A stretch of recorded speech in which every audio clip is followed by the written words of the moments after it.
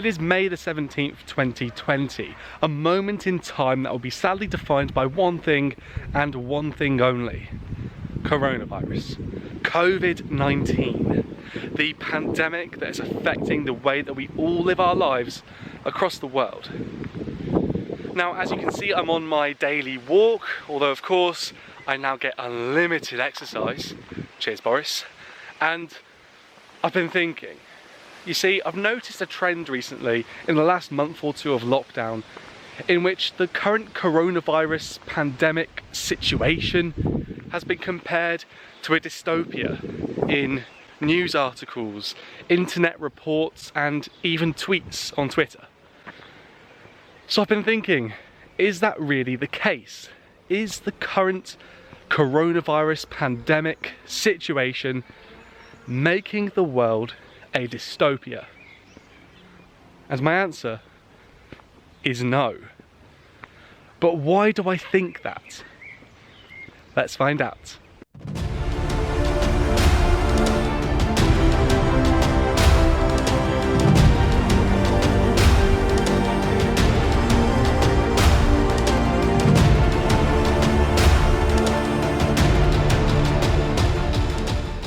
Hi there. Thanks for clicking on to this video. My name is Liam Knight and I'm a first year English Literature PhD student at the University of Birmingham. My research focuses generally on the dystopian literature of the 20th and 21st centuries. So whereas I might not be an expert on pandemics or infectious diseases or anything like that, I certainly know my way around a literary dystopia or two. Hopefully that little bit of expertise will be helpful in determining whether or not we're currently living in a COVID-19 dystopia. Now, before we get properly started, I just wanted to have a tiny disclaimer. Now, as much as I am saying that we are not living in a COVID-19 dystopia, I don't want people to think that I'm undermining the seriousness of the current global crisis.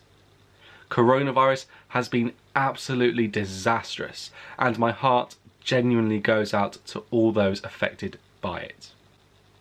Okay, so that tiny disclaimer out of the way, here we go. There are three main things that I'm going to cover in this video. First up, I thought it would be useful to think about the origins of the term dystopia. Then I'll cover some of what I believe are the defining characteristics of dystopias. And after that, I thought I would compare our current situation to those characteristics, to see once and for all if we are indeed living in a COVID-19 dystopia. Believe it or not, we can actually trace dystopia's origins way back in time to over 500 years ago. You see, Sir Thomas More, one of Henry VIII's best mates, wrote a really fascinating book in 1516 called Utopia. In short, this book describes a perfect island nation, a place so much better than Tudor England for sure. Everybody is treated equally, there is no unemployment, and religious tolerance is the norm. Now, this perfect island, More called it Utopia. Now, in naming the island Utopia, More actually invented the word utopia, and in doing so, he created a really ingenious pun. You see, the word utopia combines the Greek prefix eu, meaning not, with the Greek word for place, topos. And so utopia comes to mean a no place, a nowhere, a place that does not exist. But I said it was a pun, right? Well, it is. You see, the eu prefix sounds exactly the same as the u prefix, which means good. As such, utopia is not only a no place, but also a good place, making it a good place that does not exist, which is often taken to mean an imagined perfect society, certainly a society that is much better than the one that we live in. Now, the reason why that matters is that the word dystopia came after utopia. You see, the dys prefix means bad, and so a dystopia is the opposite of a utopia. It is an imagined place that is much worse than the one that we live in. Now this word is much younger than its positive sibling, first appearing, claims Lyman Sargent, one of the most important figures in the field of utopian studies, in 1747. Now, over time it had evidently caught on, as John Stuart Mill, a 19th century politician and philosopher, claimed in 1868 that some of his fellow Brits were dystopians because they were enforcing British policy in Ireland, a policy that he said was too bad to be practicable. Eventually, the term dystopia fell into what Gregory Claeys, another super important figure in the field of utopian studies, calls meaningful common usage in the late 20th century. And so there lies the origins of the term dystopia, and with it as well we get the word dystopian, which is the adjective form to dystopia's noun. Now, if that's what dystopia literally means, that super bad imagined place, what traits might come to define one? If I was going to cover all of the traits that define dystopias, this video would be incredibly long. Dystopian worlds are as varied as the cultures and societies that produce them. Instead, I'm going to cover 4 characteristics of dystopias in this video. These 4 characteristics are not by any means the only features of dystopias, and not every dystopia features these characteristics perfectly or even strongly. As I said, dystopias are incredibly varied. But these features, the 4 that I'm going to be discussing in this video, they are the ones that I think are most relevant to our current situation. Okay, so for our first characteristic, we're going to revisit our friend Gregory Claeys. In his 2017 monograph, Dystopia, A Natural History, he wrote that many dystopias imagine regimes characterized by extreme suffering, fear and oppression, the cruelties imposed by people upon other people. What this tells us is that dystopias are caused by and enforced by people. They do not just naturally occur. This definition is helpful as it tells us that dystopias are not just literary things, they are historical phenomena also. I don't think it is particularly a leap for me to call Auschwitz a dystopia, for instance. Secondly, dystopias often feature the breakdown of meaningful human relationships. Now this characteristic can take multiple guises. For instance, dictator worship often leads to people prioritizing the state over their fellow man. Intense paranoia, usually born out of fear, leads to mutual mistrust and betrayal, something we might see, for instance, in George Orwell's 1984. Furthermore, the complete collapse of society and apparent end of the world usually leads to an every man for himself mentality, perhaps best exemplified by post-apocalyptic narratives, such as Cormac McCarthy's The Road. Thirdly, a characteristic of dystopias is that the people living in them often experience limited personal freedom, by which I mean that they have little control over their own lives. This can be caused by a number of things.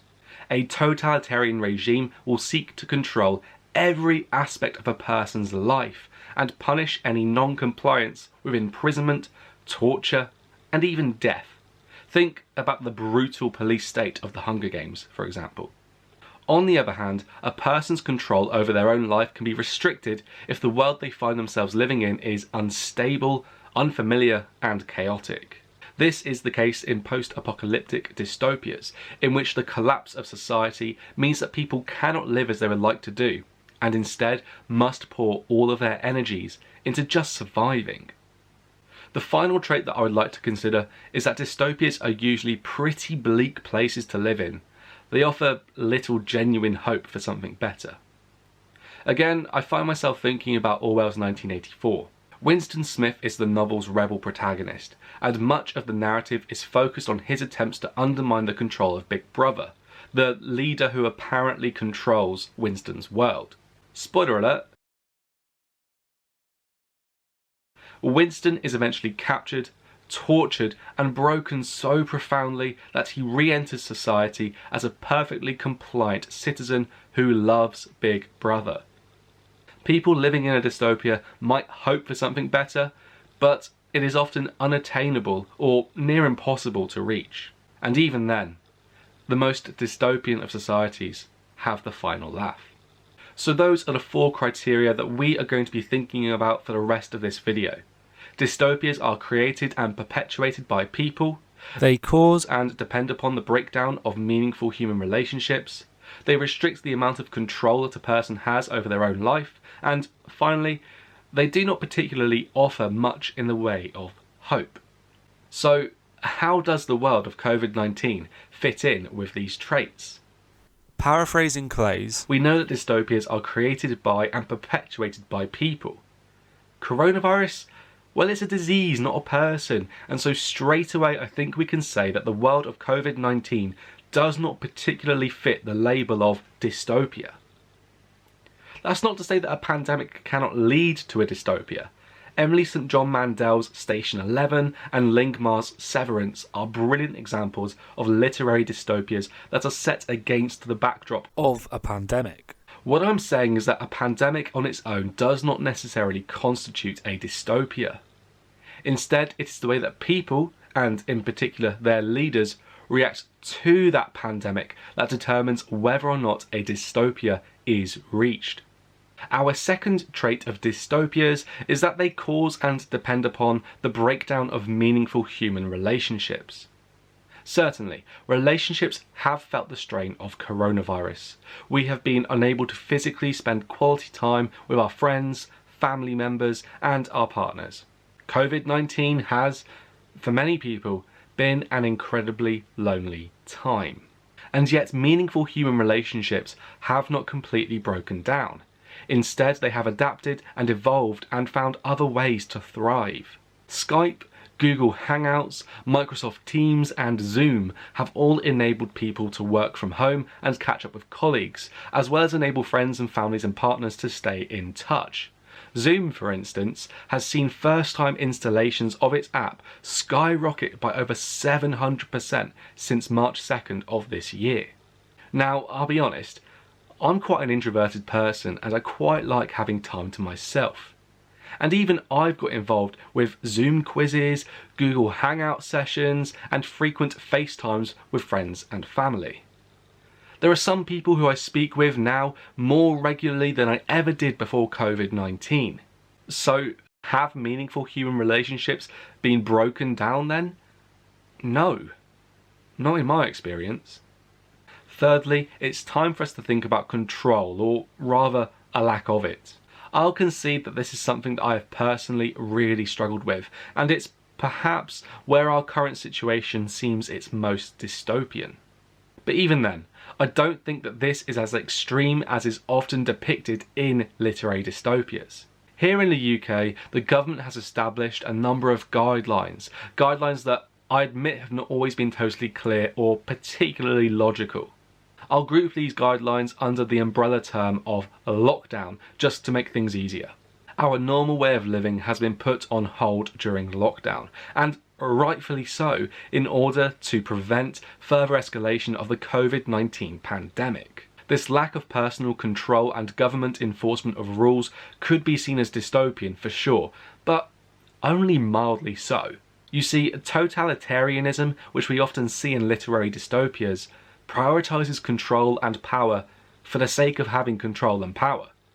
Governments enforce strict rules to serve their own purposes, rather than for the better of their people. And yet what we are seeing in the UK is a government enforcing rules for the benefit of its citizens.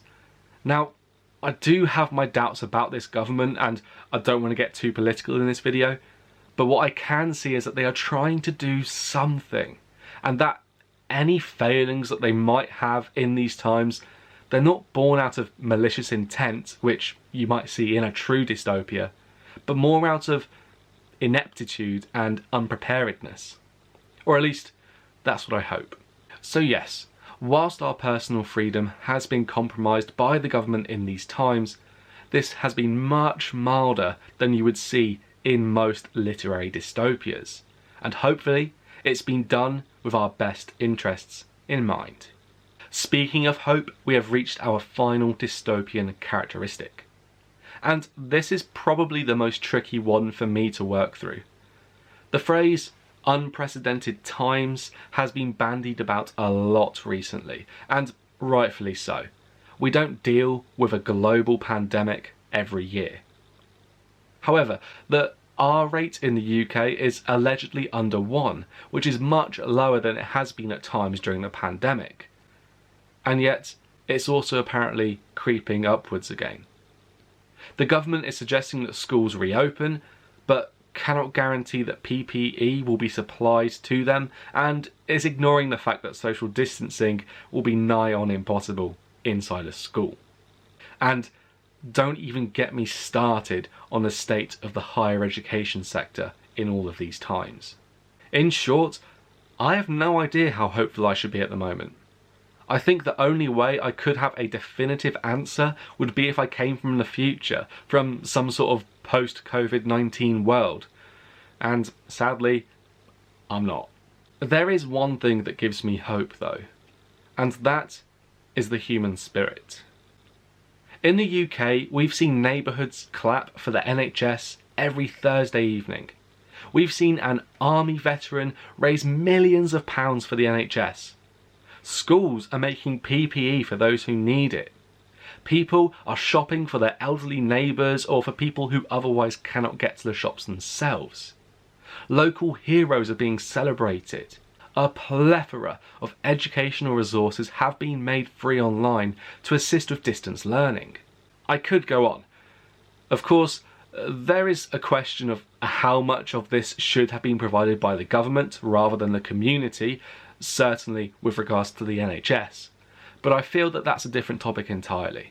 The generosity and supportiveness of everyday people gives me hope that once we have returned to something a bit more normal, we will find ourselves living in an altogether more caring world. So, are we living in a COVID-19 dystopia? No. Times are strange and uncertain and, yeah, a bit scary at the moment. But we haven't reached peak dystopia. The circumstances we find ourselves in have not been intentionally created by other people. Human relationships have not completely disintegrated. Our governments have reduced our personal freedom, but not, I hope, for nefarious purposes. And despite all of the uncertainty, there is some hope to be found. Hope in the generosity and supportiveness of everyday people. Lockdown restrictions are loosening in the UK, and with that comes the risk of a second peak, harsher measures, and even more unnecessary deaths. It is our duty to be sensible, to follow the guidelines imposed to protect ourselves and others, and to care for each other. That way, we can continue to avoid living in a COVID-19 dystopia. So there we go. That is why I would argue that we are not living in a COVID-19 dystopia. Now, if you found this video to be useful or even interesting, and you'd like to see more videos about dystopias or my PhD research more generally, you can let me know by dropping this video a like, a comment, subscribing to this channel of course, and sharing this video too. All of that lovely stuff. In the meantime, stay safe, stay sane, stay kind, and I'll see you next time. Cheers.